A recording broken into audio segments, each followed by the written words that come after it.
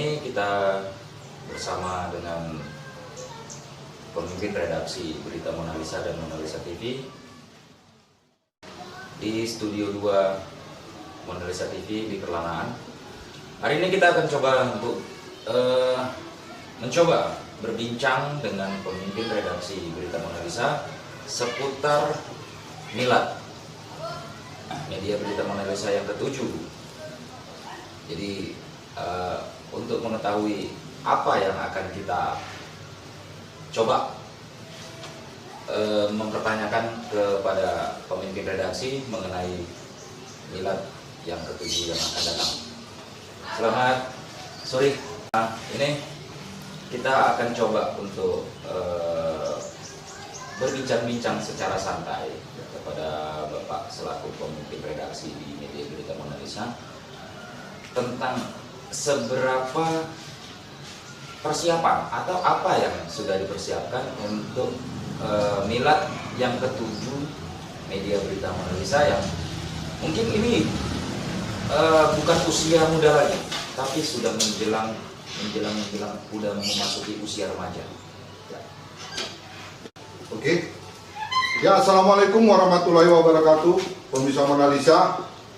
Hari ini kebetulan kita berada di Studio 2 Mona Lisa TV yang berada di Perlanaan. Untuk kegiatan rencana milad atau HUT Mona Lisa ke-7, kita sudah membuat program-program dan hasil rapat dengan seluruh kepala biro yang ada di Sumatera Utara, kita sudah mensepakati artinya kegiatan-kegiatan yang akan kita laksanakan. Seperti sebelumnya kita juga sudah melakukan kegiatan memberi bantuan, yaitu memberi tali asi kepada orang-orang yang tidak mampu. Dan ini kita lakukan salah satu untuk mengucap syukur dengan usia yang sudah 7 tahun ini. Peran serta daripada pemirsa ini sudah menjadi masukan gitu, artinya menjadi masukan sehingga kita bisa membuat membuat suatu gebrakan-gebrakan, artinya program edukasi dan membantu untuk mengetuk para hati dermawan. Tidak semua orang yang punya harta, yang punya kekayaan itu peduli terhadap orang yang tidak mampu. Artinya orang-orang yang notabene-nya dalam prasejahtera. Ini kita lakukan dalam rangka syukuran, wujud syukur kita terhadap perkembangan teknologi, yaitu perkembangan teknologi dalam artian di era digital ini. Kita akan lakukan terus-menerus, bukan hanya pada saat akan milad, tapi bagaimana ketika ada masukan-masukan dari pemirsa, ini akan kita tindak lanjutin gitu. Informasi-informasi ini akan kita tindak lanjutin. Selain itu, kita juga telah melaksanakan giat sosial, yaitu donor darah. Donor darah memang tidak di satu tempat, tapi di masing-masing daerah telah melakukannya, sehingga kita juga akan memberi motivasi juga kepada pemirsa. Ya, siapa yang ingin membutuhkan darah atau ingin bantuan darah, mereka juga bisa menghubungi kita di nomor kontak kita seperti di bawah ini nanti. Seperti itu.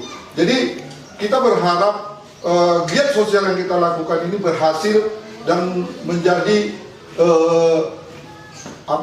menjadi motivasi bagi pemirsa ketika ada hal-hal yang orang-orang prasejahtera membutuhkan bantuan, kita bantu. Dan untuk berikutnya, selain itu kita juga nanti akan melaksanakan family gathering. Yaitu family gathering, kita akan mengumpulkan semua biro-biro yang ada di Sumatera Utara maupun kalau umpamanya yang di daerah-daerah juga yang di luar Sumatera juga tidak bisa hadir, paling tidak kita akan membuat satu publikasinya sehingga mereka juga tahu seperti inilah rupanya yang telah dilaksanakan oleh tim media Berita Mona Lisa ya kan, dengan giat-giat yang kita lakukan. Artinya ini akan kita sampaikan juga kepada publik. Kita sebagai orang-orang media juga ingin menunjukkan bahwasanya kekompakan dan silaturahmi yang kita buat ini salah satu upaya untuk lebih menguatkan kita dalam melaksanakan tugas-tugas yang akan kita laksanakan. Seperti itulah tadi Bung Desi yang sudah saya sampaikan dan sudah saya terangkan yang kita lakukan pada saat menjelang HUT Mona Lisa ke-7. Baik, terima kasih. Nah, jadi pemirsa, itu tadi sekelumit penjelasan dari pemimpin redaksi Media Berita Mona Lisa yang menyebutkan bahwasanya bukan hanya karena menjelang milad atau menjelang HUT dari Media Berita Mona Lisa, kru atau manajemen akan memberikan bantuan sosial atau yang berbentuk sosial kepada masyarakat, tetapi ini akan berkesinambungan dan sebisa mungkin kru dan manajemen Berita Mona Lisa akan siap untuk turun kemana saja, kapan saja untuk menemui para pemirsa yang setia kepada Media Berita Mona Lisa untuk bisa sebisa mungkin membantu apapun permasalahannya. Baik, kita lanjutkan.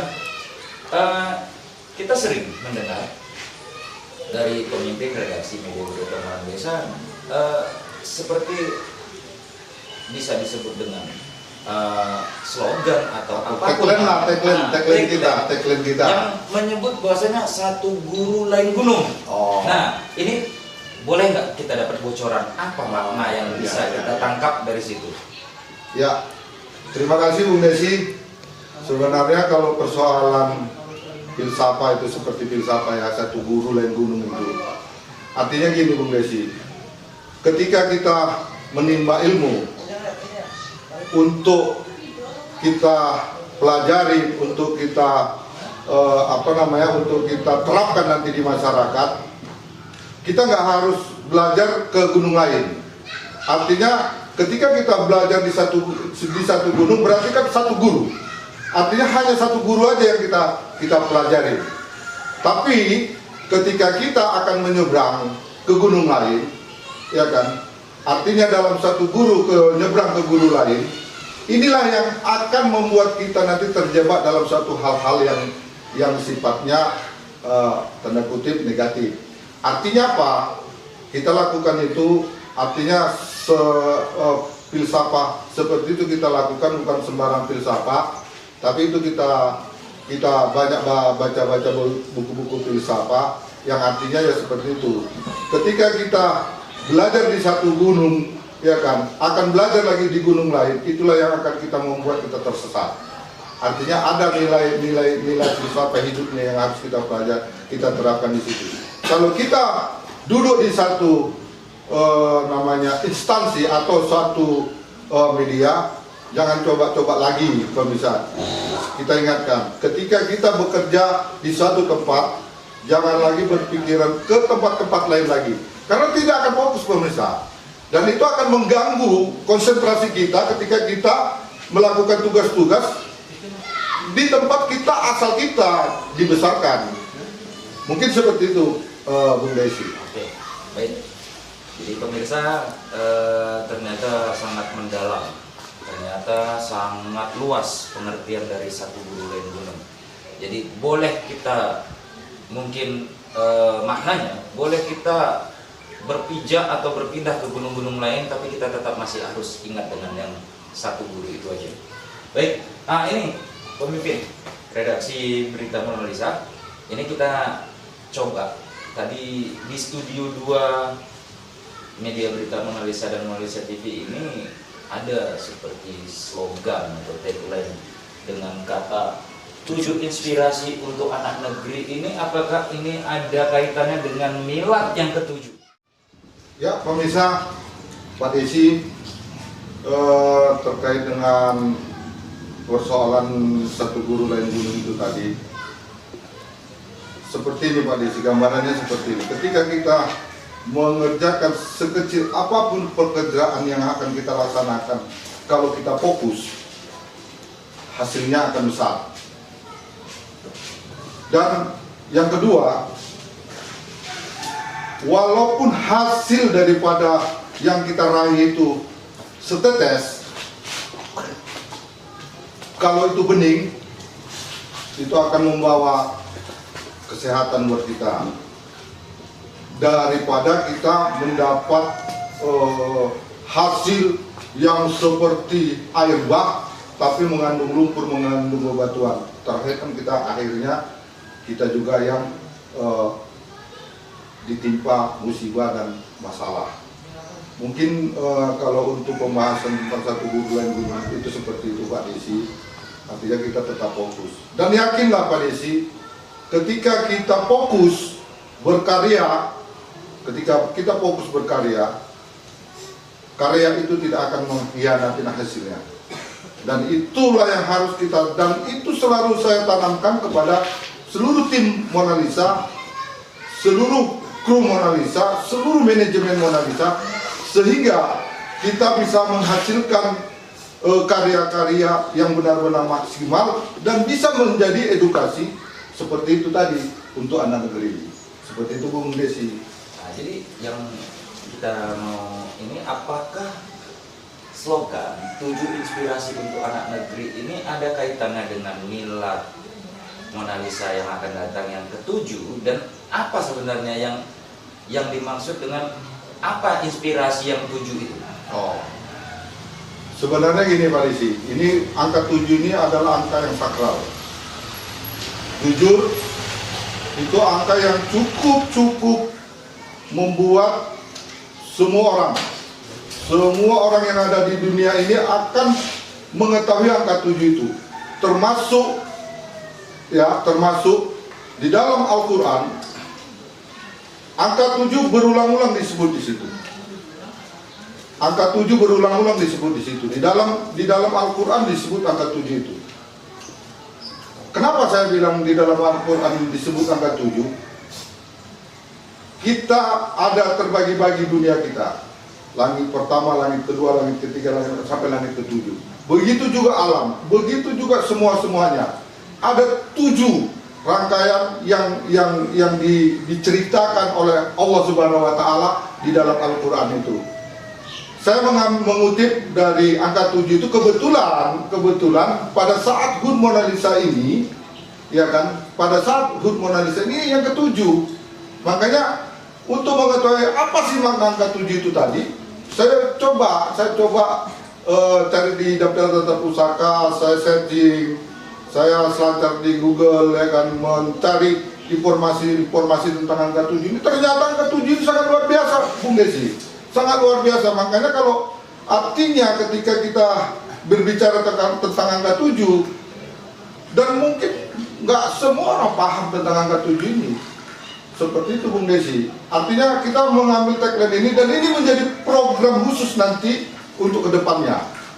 Program khusus media, PT Media Berita Mona Lisa dengan media servernya yaitu beritamonalisa.com dan Mona Lisa TV. Ini akan menjadi program unggulan untuk kita terapkan, untuk kita membuat liputan-liputan, yaitu seperti yang pertama adalah kesehatan. Kalau kita sudah sehat, berarti kita akan melakukan pendidikan dengan gampang, artinya dengan nyaman. Saat ini coba di masa pandemi ini, kondisi kita kurang sehat. Kita harus menjaga, menerapkan protokol kesehatan 3M, memakai masker, jaga jarak, cuci tangan, segala macamnya.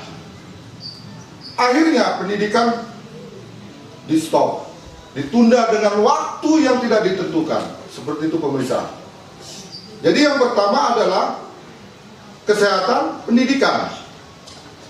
Nah, yang kedua ini memang menjadi skala prioritas untuk liputan-liputan kita, yaitu traveling,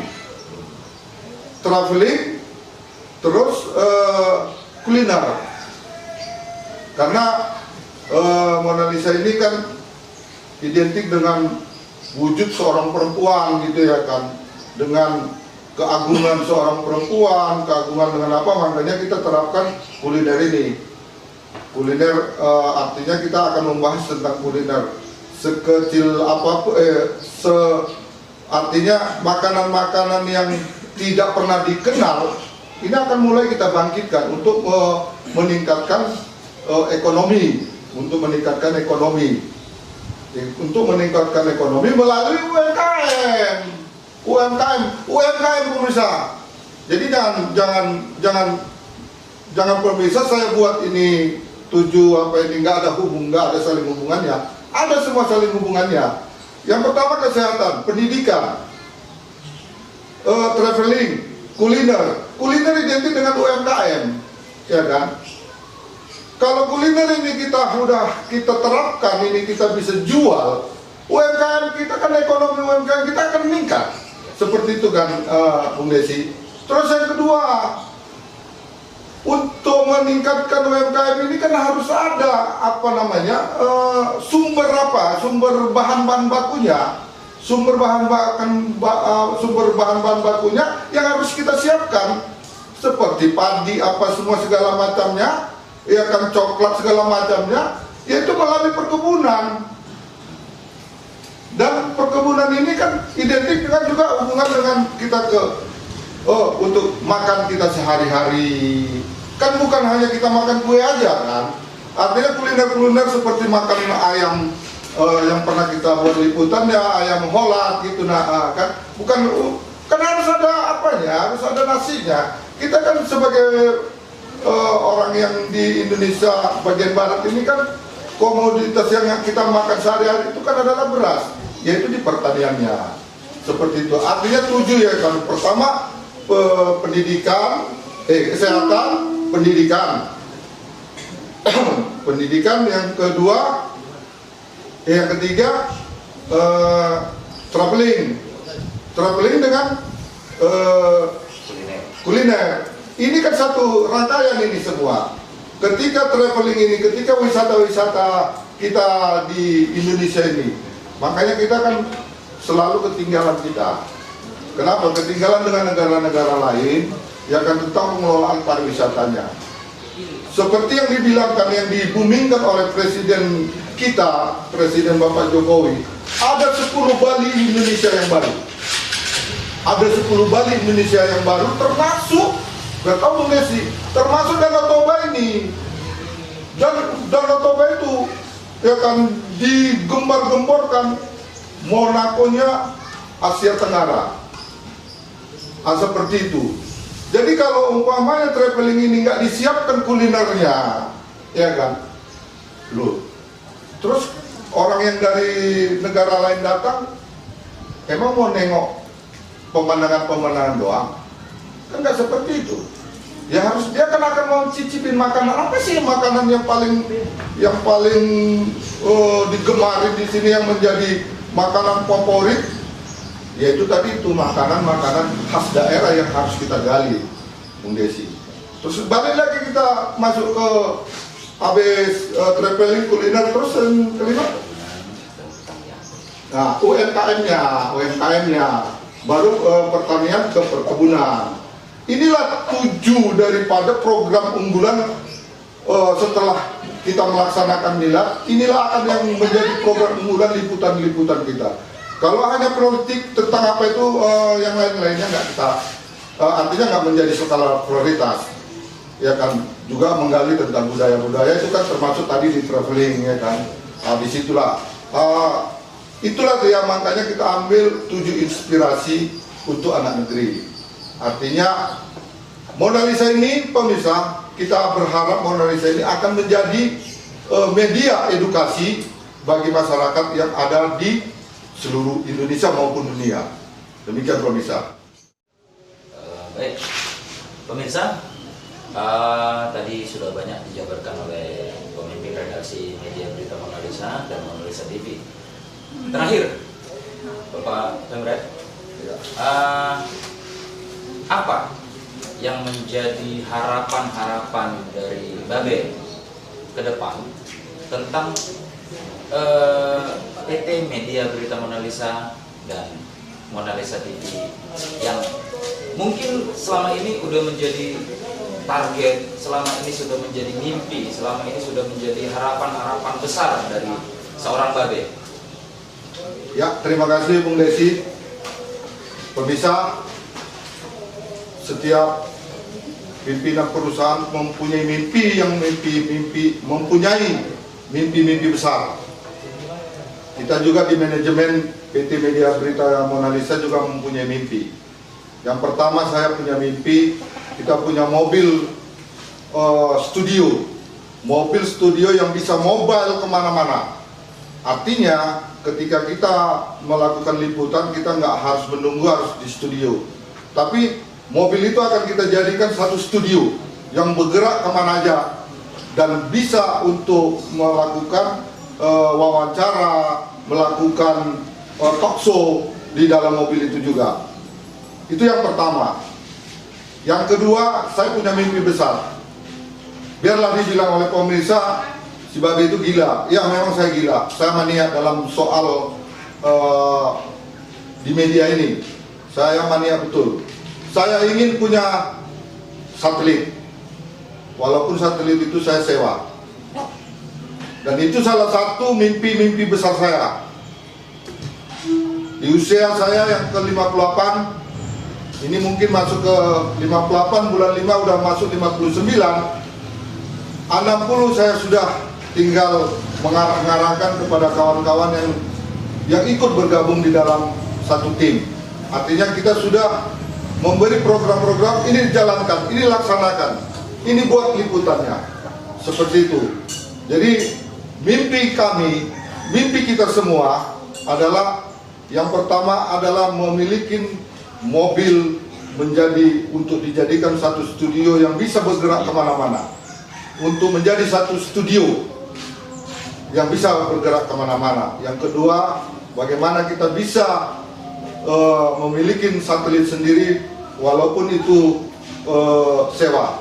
Dan ketiga, saya akan membuat perusahaan media ini ada komitmen untuk hak siar di organisasi atau di kementerian, itu akan kita tidak lanjuti. Yang pastinya kalau legalitas standing kita PT Media Berita Mona Lisa ini sudah terdaftar di Kemenkumham, sehingga kawan-kawan yang ada bergabung di Mona Lisa di PT Media Berita Mona Lisa tak perlu lagi sungkan dan tak perlu lagi takut-takut dalam melakukan peliputan. Yang pastinya harus Pak Desi harus memenuhi kaidah-kaidah ya kan, dan etika dalam penulisan, yaitu etika jurnalisnya harus kita terapkan. Jangan kita sementang-mentang kita seorang wartawan, kerja-kerja kita bukan kerja sebagai wartawan lagi, tapi kerja kita sebagai seorang LSM. Bedakan wartawan, bedakan LSM, bedakan pemerhati, bedakan politisi, sehingga kita mampu menghasilkan karya-karya handal yang bisa menjadi edukasi bagi anak negeri. Mungkin itu Bung Desi yang bisa kami paparkan, dan impian-impian besar kami ini mudah-mudahan diijabah Allah dan ini terwujud. Kebetulan ini udah mau masuk asar, ini akan sampai kepada Yang Maha Kuasa dan mungkin ini akan diridhoi oleh Allah Subhanahu wa taala. Demikian Bung Desi. Oke. Terima kasih Babe. Baik pemirsa, demikian bincang-bincang santai kita dengan pemimpin redaksi Media Berita Mona Lisa dan Mona Lisa TV seputaran milad PT Media Berita Mona Lisa yang ke-7. Harapan kita bersama, semoga PT Media Berita Mona Lisa dan Mona Lisa TV menjadi media yang bisa benar-benar menyentuh hati seluruh masyarakat dan memang benar-benar bisa menjadi edukasi dari semua kalangan dan bisa menjadi mitra yang baik untuk di semua lapisan masyarakat yang ada di seluruh Nusantara. Demikian yang bisa kita sampaikan kepada seluruh pemirsa Mona Lisa TV. Saya akhiri. Assalamualaikum warahmatullahi wabarakatuh. Waalaikumsalam warahmatullahi wabarakatuh.